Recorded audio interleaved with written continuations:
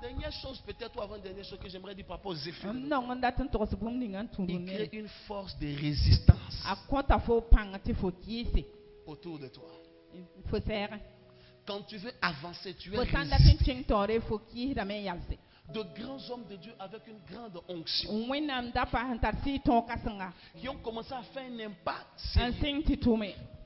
Au bout de quelques années, tu les cherches. L'église est morte. Le ministère est détruit. Les choses ne vont plus. Les gars, ils forcent de continuer à prêcher. Il force de continuer à prier pour les gens. Mais il n'est plus ce qu'il était. Pourquoi? Parce que les autels de la maison de ses parents ont commencé à le réclamer même jusque dans son office pastoral afin de le détruire. S'il te plaît, ce matin, quand je suis en train de parler, peut-être que tu peux repérer des zones de manipulation de cet autel qui a manipulé ton père et qui a fait qu'il a fini comme il a fini. S'il te plaît, même quand tu es faible, commence à crier à l'Éternel. Sors-moi de cette manipulation, cette chose qui me manipule. Je ne veux même plus, mais je n'ai pas la capacité. Viens m'aider, aide-moi à sortir de là. Je ne veux pas que cet autel détruise ma vie. Une force de résistance. Ça oppose une résistance aux enfants de la maison. Intelligents, ils ne peuvent pas réussir. Travailleurs, ils ne peuvent pas prospérer. Les années passent, mais leur vie est en retard. Beaucoup d'efforts, peu de résultats. Tous les gens de la famille ont le même. Ou souvent, dans certaines familles, ça ne touche pas tout le monde. Ça touche une personne ou deux personnes en particulier dans la famille. Ce matin, cet autel qui a détruit ta famille sera renversé au nom de Jésus. Je dis ce matin, cet autel qui résiste à ta vie sera renversé au nom de Jésus-Christ. Combien d'entre vous m'ont dit un amen bien? Beaucoup de... La dernière fois, je prêchais sur ce jeune roi, Azaria, ou encore Osias, qui a commencé à être élevé par le Seigneur, qui a commencé à bâtir des villes et à réaliser des exploits. Mais cet homme, j'ai dit, il a fini comme un lépreux. Il a fini comme un malheureux. Pourquoi? Parce que la Bible dit, il y avait des hauts lieux dans la vie. Et les hauts lieux qu'il n'avait pas renversés, qu'il avait laissés, c'est ces hauts lieux qui fait que malgré tout ce qu'il a vécu avec Dieu, il a fini comme un lépreux. Il a fini comme un lépreux. Ce matin, avant que cet autel ne finisse avec ta vie, nous allons finir avec cet autel au nom de Jésus. Je n'ai pas entendu ton amen. Avant que cet autel ne finisse ta vie, nous allons finir cet autel au nom de Jésus. Maintenant, l'autel peut être aussi quelque chose qui combat ta vie, ayant été bâti par tes propres péchés et par tes propres erreurs. Est-ce que tu comprends? Parce que j'ai parlé d'abord de causer par la famille, d'une manière ou d'une autre. Par un père, par une autorité familiale. Mais un autel peut avoir été érigé dans ta vie par tes propres actions passées. Prenons le cas de l'apôtre Paul. L'apôtre Paul, il était précédemment appelé Saul de Tarse. Saul étant son nom, Tarse ou encore Tarshish était la ville de laquelle il venait. Donc, Saul originaire de Tarse. Mais qu'est-ce qu'il a fait? Quand il a pris ses galons, il a commencé à emprisonner les chrétiens. Il a commencé à les traquer, à les jeter en prison. C'est-à-dire, on t'attrape, on te fouette, on te jette en prison, toi et toute ta famille. Il a des espions qui dénonçaient que dans cette maison, il y a des gens qui prient. Il venait avec des ordonnances pour jeter tout le monde en prison. Non seulement de faire le mettre en prison. À un moment donné, la Bible dit qu'il respirait le meurtre. Quand il les attrapait, maintenant, il les faisait tuer sauvagement. Plus tard, il est devenu un apôtre. d'ici. Dieu dans sa miséricorde l'a rencontré sur le chemin de Damas. 3 jours après, il est devenu un prédicateur, sa vie a changé. Mais regardez toute la vie de Paul. Il a passé son temps en prison. Toute la vie de Paul. Quand il sort d'une prison, c'est pour aller dans une autre prison. Quand il quitte l'autre prison, c'est pour aller dans une autre prison. Il a été prisonnier sur près de 3 continents. Il dit, bon, finalement, il se présentait lui-même comme le prisonnier du Seigneur.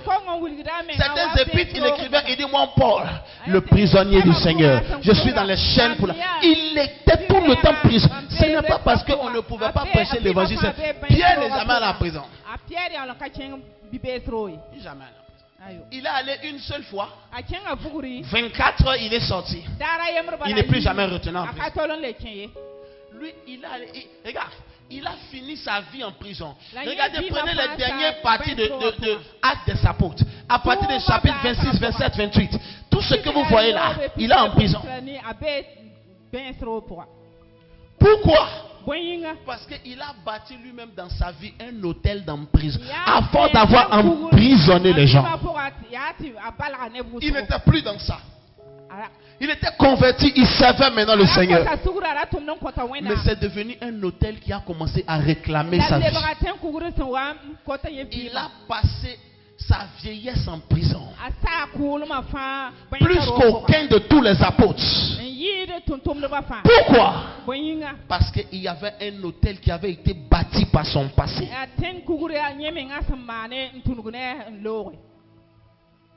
Il y a des filles qui n'arrivent pas à se marier aujourd'hui. Parce qu'il y a des hôtels qu'elles ont bâtis secrètement. Personne ne sait. Elles ont bâti des hôtels. Comment? Pas qu'elles cherchaient à le faire. Mais elles ont mené une vie, posé des actions. Maintenant, elles ont tourné le dos à cette vie. Elles ne sont plus dans ces choses. Mais maintenant, ça finit par constituer un nuage, un hôtel qui la poursuit dans la nouvelle vie qu'elle veut mener afin de les détruire. Ce matin, tu seras libéré au nom de Jésus. Laisse-moi entendre ton amen. Ce matin, tu seras libéré au nom de Jésus. J'ai dit ce matin, tu seras délivré totalement au nom de Jésus. Pareil pour des jeunes gens, des jeunes hommes. À un certain niveau de leur vie qui vont commencer à expérimenter toute espèce de problème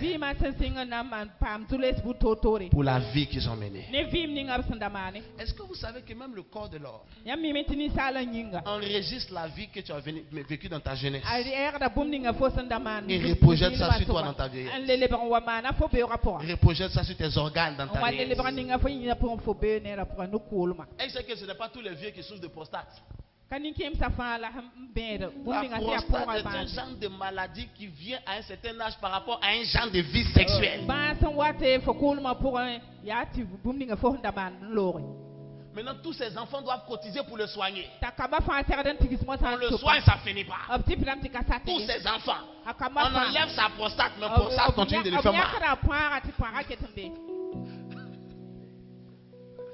Parce que son problème est beaucoup plus spirituel que physique. À cause de la vie. Quand tu prêches, il faut écouter. Il ne faut pas dire non, voilà. Même les pasteurs. Ta vie n'est pas la vie de quelqu'un. Je vous donne maintenant l'une des clés majeures et que je trouve la plus simple pour sortir un homme des hôtels familiaux. Il y en a plusieurs. Je continue une autre fois. Je vais vous donner une seule clé. Ça a changé ma vie. Ça a changé ma famille. Et ça va aussi changer ta vie.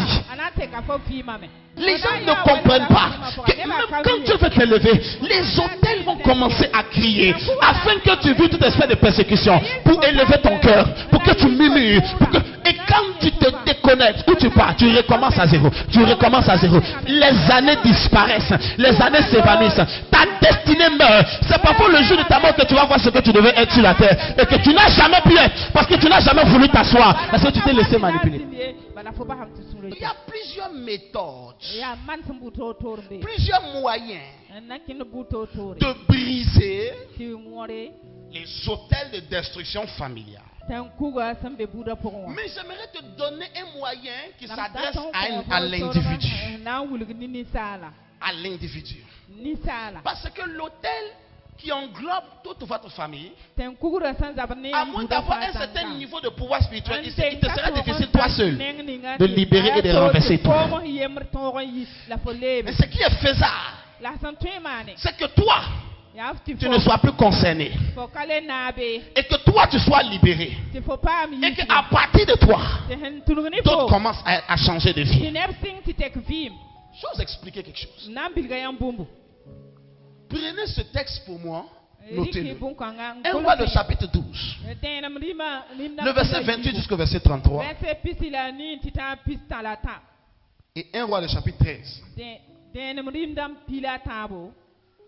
Le verset 1 jusqu'au verset 3.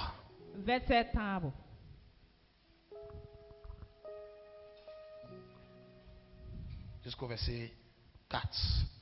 J'aimerais noter ça. Ce que je vais lire, c'est 1 Roi 13. Le verset 1 à 4. Ça, je vais le lire. Les autres parties, il faut les noter. Je vais vous donner un élément qui fait que toi, tu surnages au-dessus de toutes les réalités qui contrôlaient ta famille. Ton père a peut-être été contrôlé, mais toi ta vie surnage. La mort prématurée sort des hôtels familiales et te réclame, mais ta vie est inaccessible. Tu vas loin au-dessus, tu vas à distance qui te permet hors d'état d'atteinte et hors d'état qu'on puisse te toucher. Des forces familiales qui contrôlaient ta vie. Je vais te donner cet élément et je vais prier pour toi. Et tu vas constater, si tu comprends cet élément et que je prie pour toi, les voix de ces hôtels vont se taire. Ta vie va changer. Regarde, tu vas dormir, te réveiller le matin et voir que ta vie n'est plus en train d'avancer de la même manière. De voir que ce qui résistait est en train d'avancer. De voir que ce qui était dur est en train de se simplifier. Ta vie est en train de... Est-ce que vous savez que Dieu peut embellir la vie d'un homme? Il y a ce mot que mon père me dit souvent. À chaque fois, quand on parle, il me dit, God will beautify your life. Il me dit à chaque fois, God will beautify your life. Dieu va embellir ta vie. Au début, je ne comprenais pas. Dieu va embellir ta vie. J'ai compris plus tard que Dieu peut embellir la vie d'un homme. Dieu peut agrémenter ta vie. Une sauce qu'on prépare, cette même sauce peut être embellie en rajoutant des ingrédients supplémentaires, en rajoutant de la viande ou du poisson, en rajoutant en plus. Quand tu me finis aujourd'hui et que tu vas partir, tu comprends la chose que je vais te dire. Ta vie va être embellie par Dieu. Peu importe là où tu es aujourd'hui, l'Éternel mon Dieu va embellir ta vie. Qui m'a dit amen? Je n'ai pas entendu un amen, bien que je continue. Alors, on peut aller 13. 1 Roi 13, allons 1 à 4. Il est écrit: Voici un homme de Dieu arriva de Juda à Bethel par la parole de l'Éternel pendant que Jéroboam se tenait à l'autel pour brûler les parfums. Un homme de Dieu.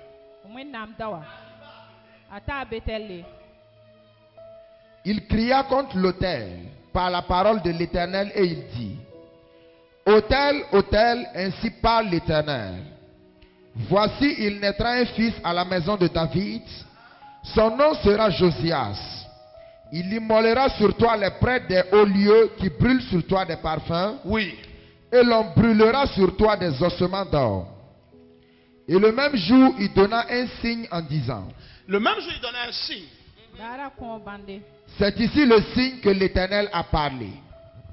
Voici l'autel se fendra Et la cendre qui est au-dessus sera répandue. À partir de ce matin, cet autel sera brisé au nom de Jésus. J'ai dit cet autel sera brisé au nom de Jésus. Comment tu dis amen? La chose est en train d'arriver maintenant. À partir d'aujourd'hui, l'autel qui contrôlait ta vie va se fendre et se briser au nom de Jésus. Ouvre ta bouche, dis amen. La chose arrive. Termine maintenant. Verset 4.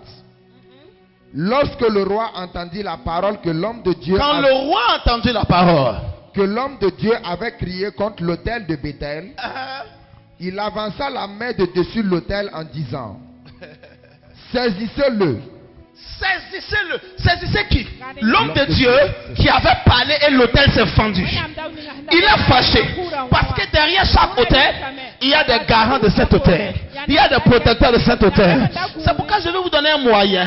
Parce que s'il y a un protecteur de l'autel, si un autel est détruit, il peut bâtir un autre autel. Et si on veut prêcher le message de l'autel jusqu'à ta mort, il y aura toujours un autel à détruire. Parce que quand tu vas casser, demain, un sorcier va ériger un autre autel. Demain, un mystique dans votre famille va ériger un autre autel. Et tu vas aller de combat en combat. Il dit saisissez-le. Qu'est-ce qui est arrivé? Et la main que Jéroboam avait étendue contre lui devint sèche. Quand il a étendu sa main pour dire saisissez-le, ce qui s'est passé, cette main-là a séché. La main a séché. C'est devenu inerte. Les os, le sang, tout s'est évaporé. C'est devenu un membre inutile. Ce bras ne pouvait plus revenir. Ça a séché. Pourquoi? Parce que lui qui était le garant de cet autel voulait répliquer. Mais il voulait répliquer. Mais le problème, ce n'était pas ceux qui étaient contrôlés par l'autel qui avaient détruit l'autel. C'était un homme de Dieu qui était arrivé, qui avait détruit cet autel. Donc, la répercussion ne pouvait pas marcher parce que l'homme de Dieu qui était envoyé avait un niveau supérieur à l'autel et au garant de cet autel. Qui m'a dit amen? Je vais maintenant vous expliquer quelque chose. L'Éternel envoya un homme de Dieu. Il dit va parler contre cet autel. Va parler contre l'autel qui contrôle. Il n'a même pas dit parle. Il dit crie sur cet autel. Crie contre cet autel. Il est parti. Il a crié contre cet autel. Il a menacé cet autel qui avait établi le contrôle sur toute la famille d'Israël. L'autel s'est brisé. Mais je vous ai dit, quand il y a un autel, il y a un garant de l'autel. Parce que c'est une institution diabolique qui contrôle une famille. Et partout où il y a une institution, il y a une entité qui gère ou qui contrôle cette institution. Donc il y a un autel qui détruit la famille. Il y a une entité. Et peut-être un démon. C'est peut-être un homme fort. C'est peut-être un sorcier. C'est peut-être quelqu'un de mystique qui contrôle l'autel, qui contrôle la famille, qui sacrifie sur l'autel, qui contrôle la famille. Si l'autel peut être détruit, la personne peut bâtir un autre autel. Et un autre combat arrivera. Une autre bataille arrivera. Qu'est-ce qui se passe? Dieu savait. Alors Dieu n'a pas demandé à ceux qui étaient contrôlés par l'autel de prier pour détruire cet autel. C'est pourquoi aujourd'hui je ne vais pas te dire prie pour détruire l'autel. Tu risques de prier pour longtemps. Parce que parfois ta prière n'est pas au niveau de ta bataille. Parfois ta prière n'est pas dans la catégorie de ton ennemi. La catégorie de ton ennemi est plus élevée que toi. Ta prière ne va pas changer. Tu vas prier pour longtemps. Dieu n'aura pas dit à Israël d'aller détruire l'autel. Non. Il a envoyé un homme de Dieu. Il dit va crier contre lui. Il a détruit l'autel. Et quand il voulait avoir la représailles, celui qui voulait manifester la représailles pour se venger, il a été détruit. Après, ce qui va se passer, non seulement l'autel va être brisé, mais les personnes qui sont à l'origine de ces garants mystiques contre ta vie, ils seront eux-mêmes condamnés à la destruction au nom de Jésus. Maintenant, quand tu dis amen, ça va aller jusque dans ton village. Quand tu dis amen, ça va aller jusque dans le sanctuaire mystique. Quand tu dis amen, ça va aller jusque là où ils ont fait le sacrifice contre toi. Je prie pour toi ce matin. Cet autel sera détruit au nom de Jésus. Cet autel sera détruit au nom de Jésus. Il dit, il envoya un homme de Dieu pour crier contre cet hôtel. Ce matin, je crie contre l'hôtel qui a détruit ta maison. Je crie contre l'hôtel qui a détruit ta famille. Contre cet hôtel qui vous a mis en retard, vous tous dans votre famille. Qui met en retard ta vie malgré toutes les prophéties, malgré toutes les grâces que tu as reçues. Mais ta vie est en retard. Je déclare ce matin que cet hôtel soit détruit au nom de Jésus. Dis Amen 3 fois, la chose commence à arriver. Amen, amen, amen.